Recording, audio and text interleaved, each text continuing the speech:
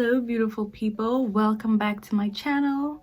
If this is your first time here, welcome to my channel. Hope you guys enjoy the content. Like, comment, share, subscribe, and all that good stuff.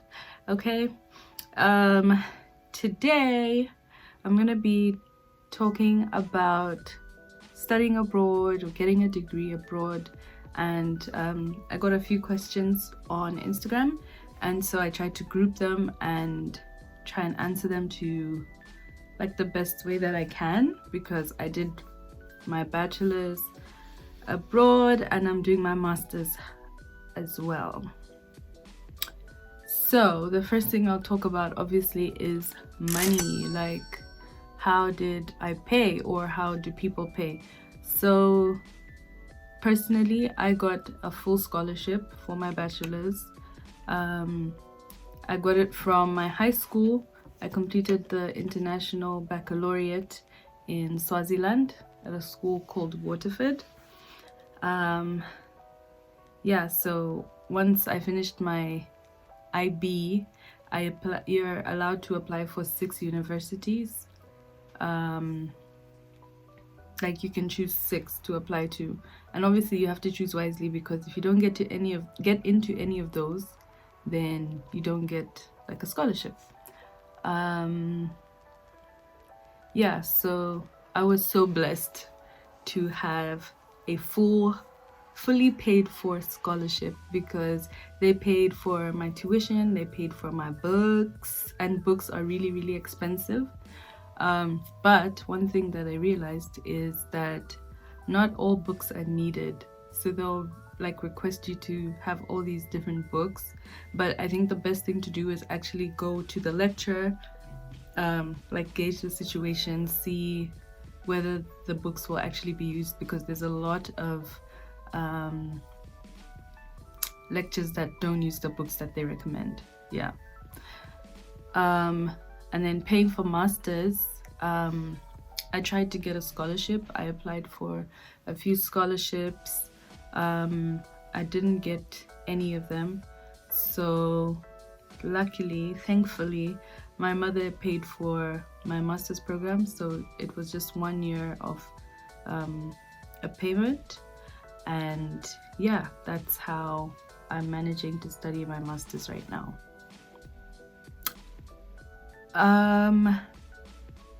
Another question was, do you get homesick, and if so, how do you cope? I think personally I don't really get homesick, only because I was at a boarding school from Form 1, so since I was 12 years old basically, yeah,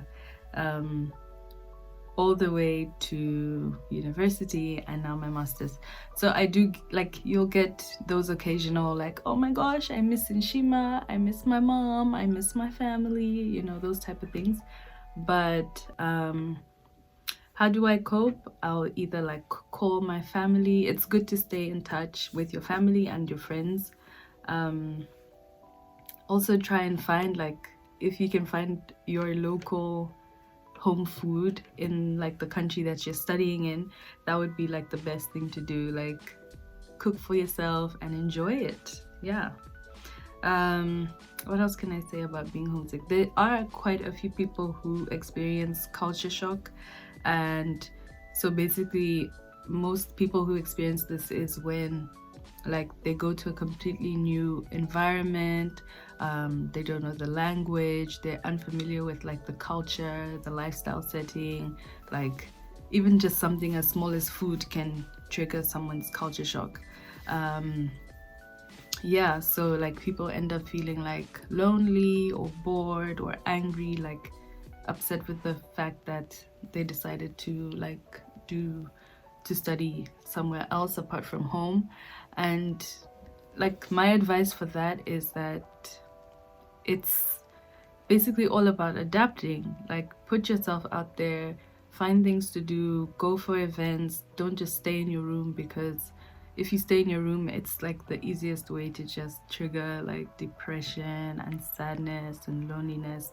Yeah, so the thing that I found that helps is like going for events. Like even if you go alone, like you always learn something good from it, or you meet someone. Like that's also another way of networking. You meet people who can actually help you in, like, at the end of your degree. I need some water. Ooh.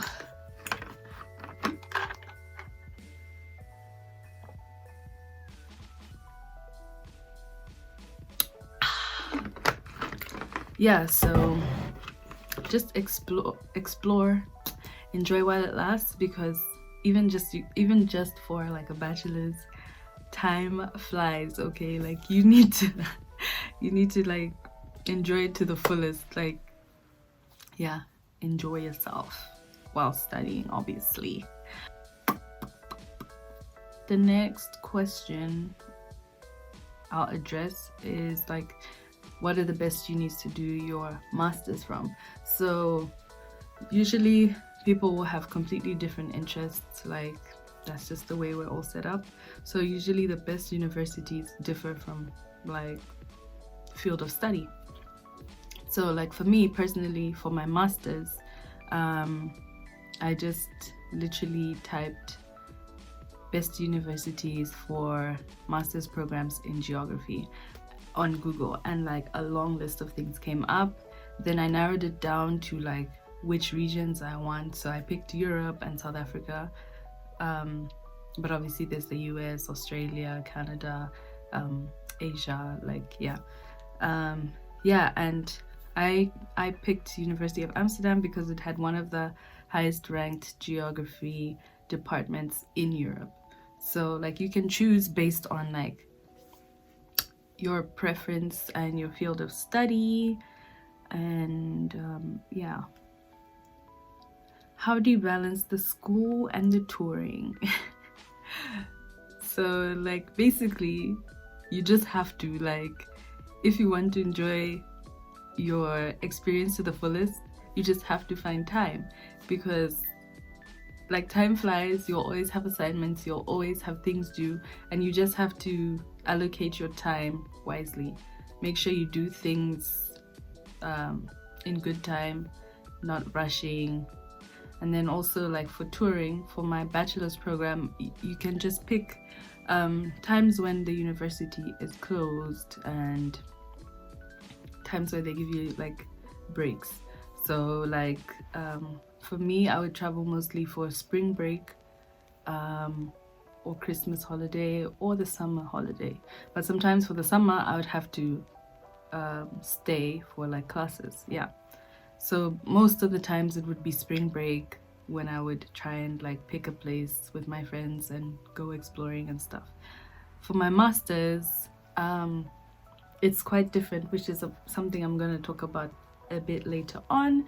Hopefully this video won't be too long. For my masters, I've only traveled once, and it's in my previous vlog. Go check it out. Paris.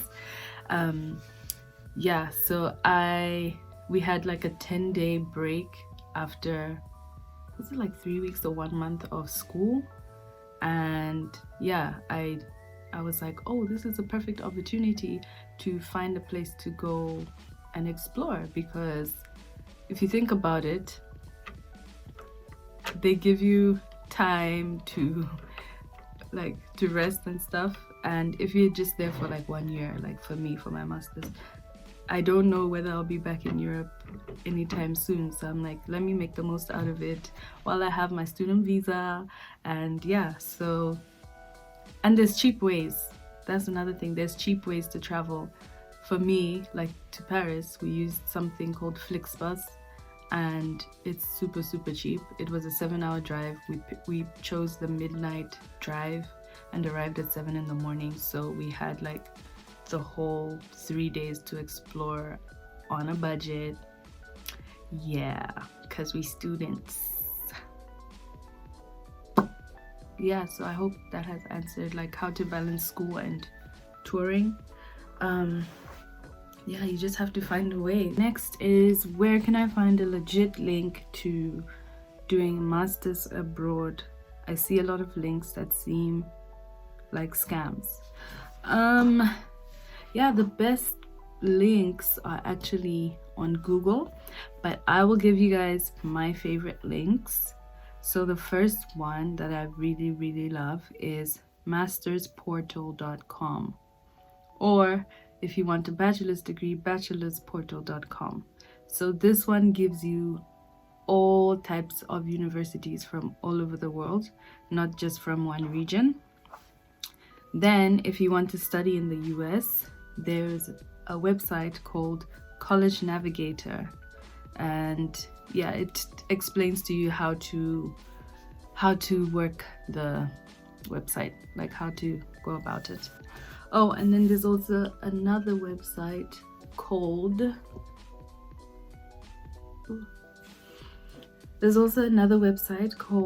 masterstudies.com or bachelorstudies.com. So it pretty much works the same way as the Master Portal website. And yeah, those I think are very legit websites that you can go to. The next best thing, not the next best thing, the best thing actually to do is, when you found the university that you want, is to go to the actual website and search from there. Like type in masters in blah blah blah and see whether that school has it or not. Yeah. How to have fun and still study, and also the idea that people don't easily get jobs when they come back.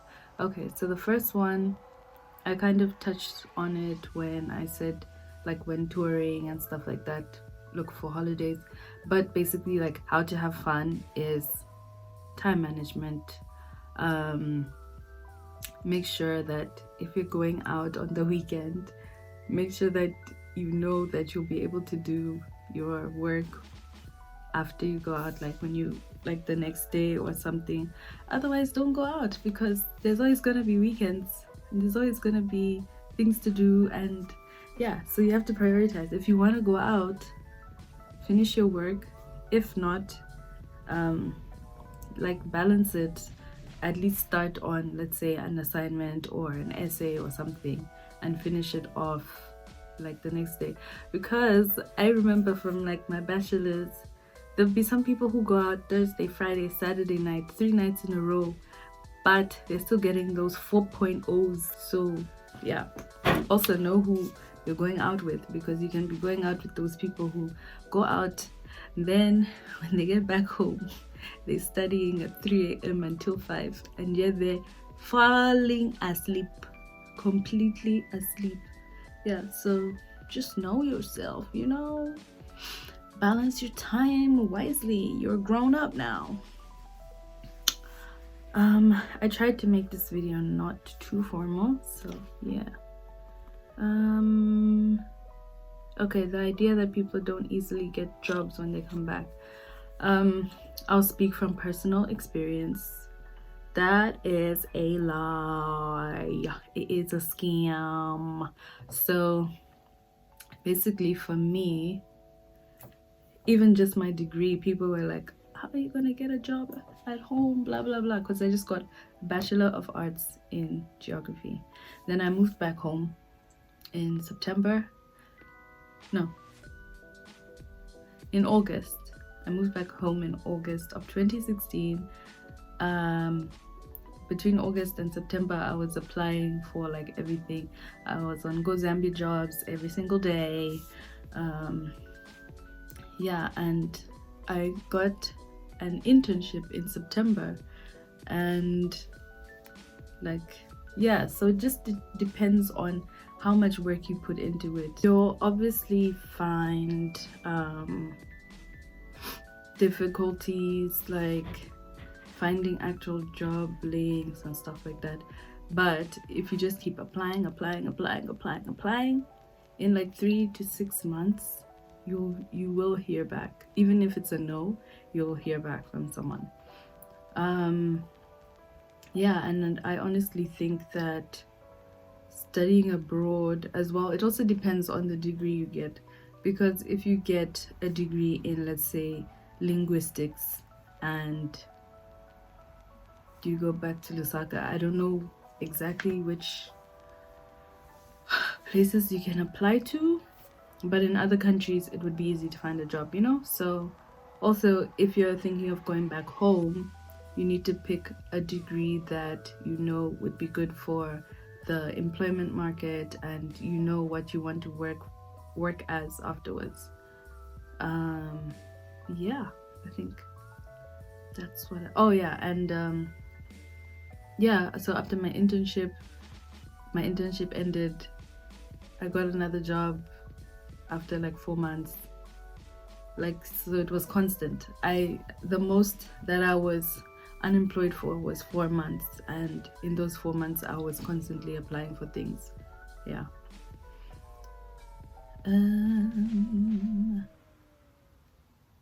Okay, so now I'm gonna talk about scholarships and also like a few pointers that I couldn't exactly fit into like a group of things.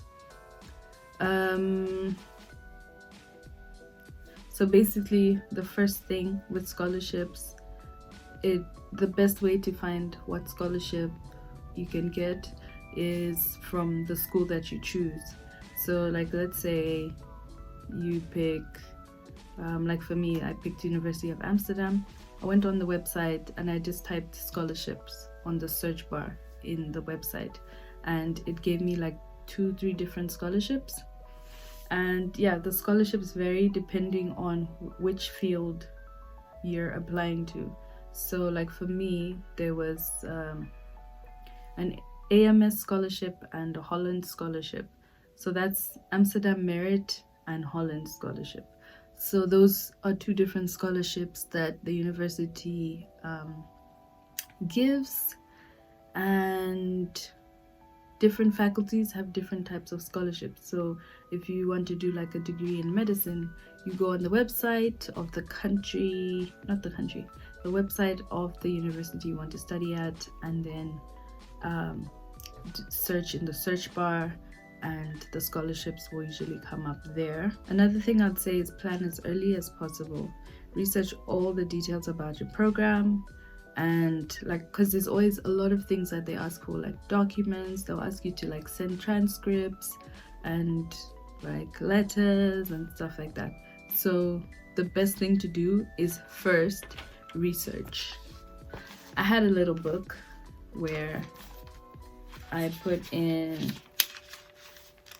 like master's program research. I had like 1, 2, 3, 4, 5, 6, 7,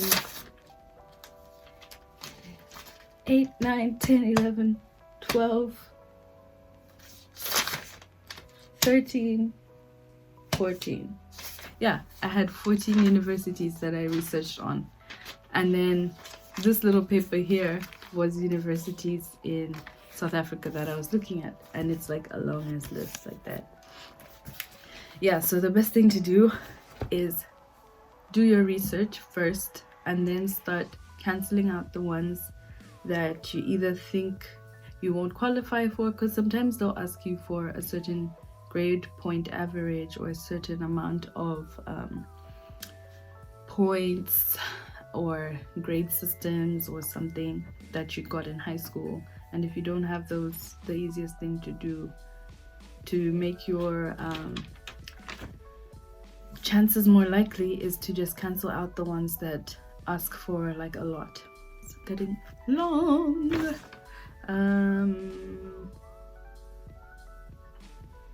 Oh yeah, so even if you receive a scholarship or you have a scholarship, make sure that you save before going. Save as soon as possible. As soon as you find out that you've been accepted, save some money, because it really helps, even just like the tiniest amount.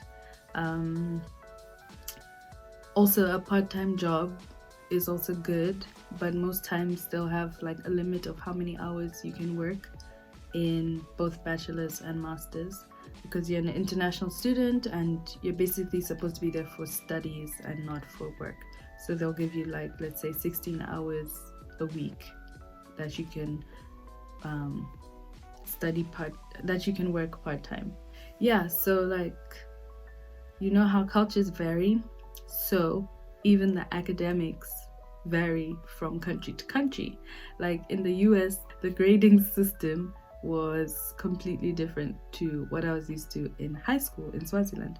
So they had like, first of all, they had something called GPA, grade point average, and like a certain percentage would give you like an A, and it also varied with the course. Yeah. So people who got 4.0 GPA means straight A's. Just keep that in mind that different countries have different ways of teaching and also exams and stuff like that. So for the scholarships, I forgot to mention that like for me, when I was searching for scholarships in Europe, I went to a website called studyinholland.nl, where you can search for the scholarship based on your field of study.